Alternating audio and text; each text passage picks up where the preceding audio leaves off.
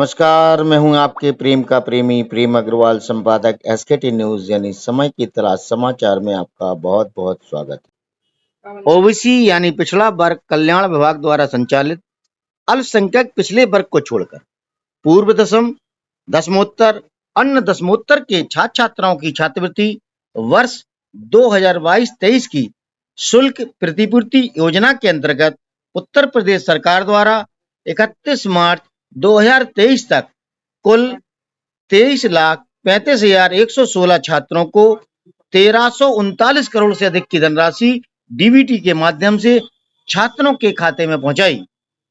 निदेशालय पिछड़ा वर्ग कल्याण उत्तर प्रदेश लखनऊ की सूचना के अनुसार पूर्व दसम कक्षा 9 व 10 की छात्रवृत्ति योजना अंतर्गत शासकीय एवं शासकीय सहायता प्राप्त शिक्षण संस्थानों के सभी पात्र रिन्यूअल फ्रेश छात्र छात्राओं को तथा निजी प्राइवेट शिक्षण संस्थाओं के रिन्यूअल श्रेणी के सभी छात्र छात्राओं की छात्रवृत्ति का भुगतान किया जा चुका है।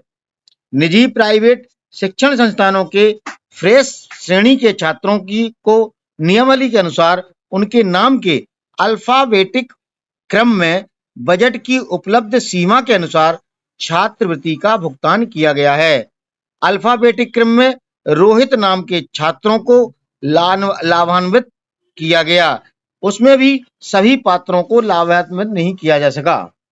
कक्षा 11 एवं 12 के 50% की मेरिट कट ऑफ तक के सभी पात्र 8,36,521 छात्रों को शुल्क प्रतिपूर्ति से लाभान्वित किया जा चुका।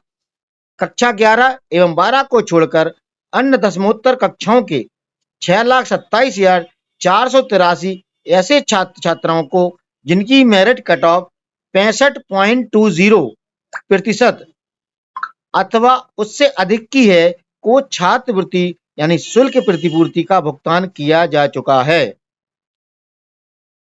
अब मैं आपसे एक निवेदन करना चाहता हूं। आप सभी हमारे द्वारा दिए गए समाचार, विचार एवं घटनाएं की जानकारी देखते हैं, सुनते हैं और उससे संबंधित तथ्यों को भी हम तक पहुंचाते हैं। इसके लिए बहुत आभार। आगे भी मेरा प्रयास रहेगा कि हमारी टीम आपको तथ्यात्मक जानकारी पहुंचाती रहे।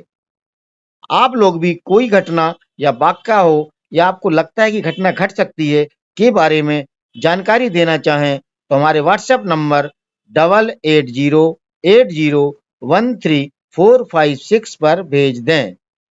आप यदि अपना नाम प्रकाशित नहीं करवाना चाहते हैं तो हम आपका नाम गुप्त रखेंगे। आग्रह है, आपके प्रिय यूट्यूब चैनल समय की तलाश को सब्सक्राइब करें, शेयर करें एवं लाइक जरूर कर दें, जिससे आपके प्रेम के प्रेमी को ऊर्जा मिलेगी और हम आपको बेहतर जानकारी उपलब्ध करा पाएंगे। छात्रवृत्ति को लेकर डिप्टी डायरेक्टर पिछड़ा वर्ग आर.डी. यादव ने जिला झांसी में वितरित छात्रवृत्ति के बारे में विस्तार से बताया। आइए सुनते हैं और समझते हैं। नमस्कार साहब, स्वागत है आपका समय की तलाश में। नमस्कार, धन्यवाद। अवगत कराना है कि जो हमारे पास डायरेक्टरेट से डाटा आया है, हमारे पास 8,731 बच्चों को अदर दैन इंटर अर्थात कक्षा 12 के ऊपर जो बच्चे पढ़ रहे हैं जी जी उनको छात्रवृत्ति आई है। और ये छात्रवृत्ति उन बच्चों की आई है जिनका अन्यथा सारा डाटा सही था और उनके मार्क्स पिछली कक्षा में 65.20% थे। इसके नीचे के बच्चे मेरिट में नहीं आ पाए। 8,217 बच्चों की कक्षा 11-12 में आई है अर्थात इंटर में आई है। कक्षा 9-10 में 7,468 बच्चों की छात्रवृत्ति आई है। कुल 24,416 बच्चों की छात्रवृत्ति आई है। दसमोत्तर में जिनको हम अदर दैन कह रहे हैं कुल लगभग 14,47,00,000 रुपया आया है। और 11th-12th में 23,66,626 नहीं सॉरी 2,62,00,000 36,60,600 वही लिखा 2 करोड़ होगा 26 और 9-10 में जी 1,55,50,350। तो इतनी धनराशि गवर्नमेंट आवंटित हुई है अभी। ने जनपद झांसी झांसी में पिछड़े वर्गों के लिए दी है। और जो क्राइटेरिया हमने बताया कि पिछड़ा वर्ग कल्याण विभाग में मेरिट के आधार पर छात्रवृत्ति दी जाती है।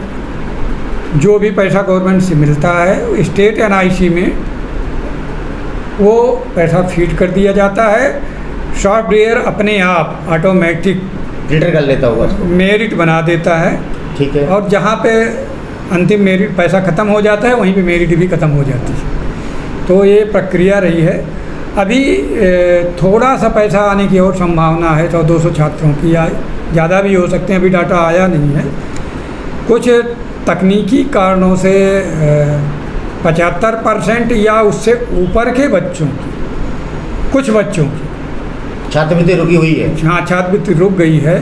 वो संभवतः विभाग और पेफमस सर्वर के बीच में कुछ दिक्कत है, तो वो पैसा भी बहुत जल्दी आ जाएगा। उम्मीद की जा रही कि अप्रैल के दूसरे सप्ताह तक वो सारा बच्चों के खाते में समाधान हो जाएगा, वो पैसा आ जाएगा। नहीं, जो छूटे गए बच्चे, जैसे आपने कहा 62.5 65.20 प्रतिशत से ऊपर जो छात्र की छात्रवृत्ति रह गई है, तो आप ये कहना चाहते हैं कि उनकी आने की संभावना है, वो इंतजार करें? नहीं, हाँ, 65.20 से % तक नहीं आएगी, क्योंकि उनकी जो रुकी है वो किसी कारण से रुकी है। या तो मार्क्स मिसमैच होगा या उनका खाता डीबीटी एनेबल्ड नहीं होगा। कुछ टेक्निकल कारण है, वो गलती है, वो रद्द हो गया है। अच्छा, रद्द हो गया। हाँ, वो नहीं आनी है।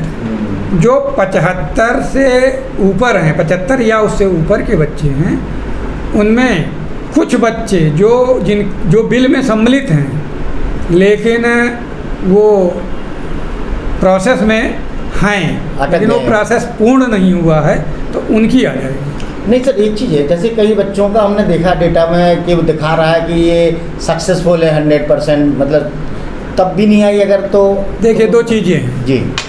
पूरा डाटा ज़िले पे आता है हमारे परीक्षण के लिए। हम परीक्षण के बाद उसको वेरीफाई कर देते हैं। ठीक है। वेरीफाई हम केवल उसका एकेडमिक और सारी चीज़ें जांच करते हैं, उसका आय सर्टिफिकेट देखते हैं, जाति प्रमाण पत्र देखते हैं। ये सब चीज़ें देख के अगर उसका एकेडमिक और फॉर्म में जो सूचनाएं भरी हैं वो सही हैं तो हम उसको वेरीफाई कर देते हैं।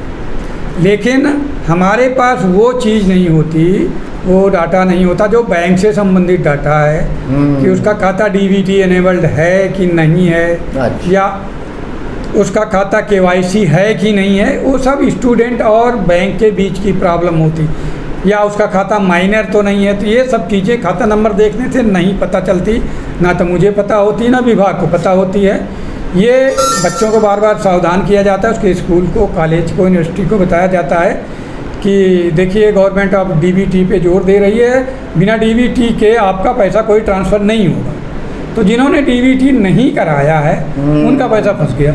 मतलब सारा पैसा डायरेक्ट बेनिफिट ट्रांसफ़र के द्वारा ही हुआ है। हाँ, सारा पैसा डायरेक्ट बेनिफिट ट्रांसफ़र के द्वारा सीधे बेनिफिशरी के खाते में गया है, सीधे लखनऊ से। यहाँ से इसका कोई लेना देना नहीं। हम तो केवल बच्चे का फॉर्म वेरीफाई कर देते हैं इस आधार पे कि उसके कॉलेज ने वेरीफाई किया है। कॉलेज के परीक्षण के बाद स्टेट एनआईसी उसका परीक्षण करती है, वहाँ से वेरीफाई हो जाता है, फिर हमारे पास वेरीफाई करने के लिए आता है।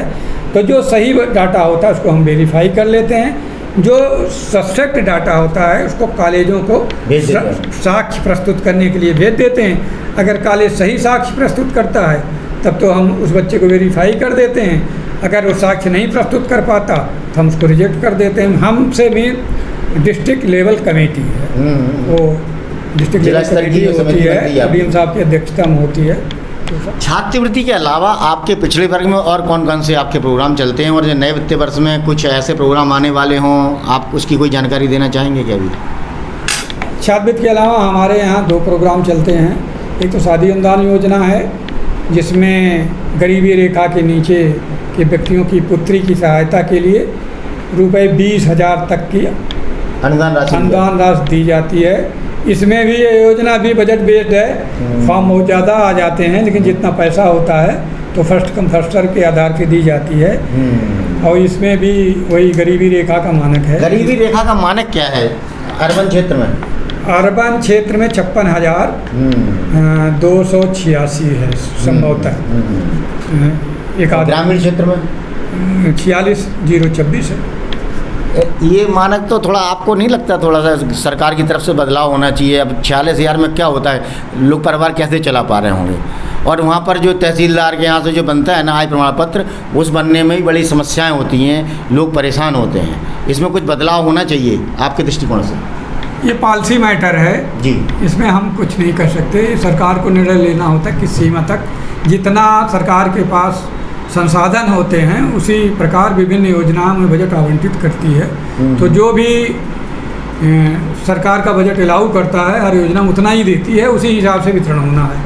अगर सरकार का बजट अलाउ करता है, हो सकता है सरकार सोचे और बाद में बढ़ा दे। नहीं, दूसरी बात, दूसरी योजना एक और कह रहे थे आप, कौन सी योजना? दूसरी योजना कंप्यूटर प्रशिक्षण की योजना है जी।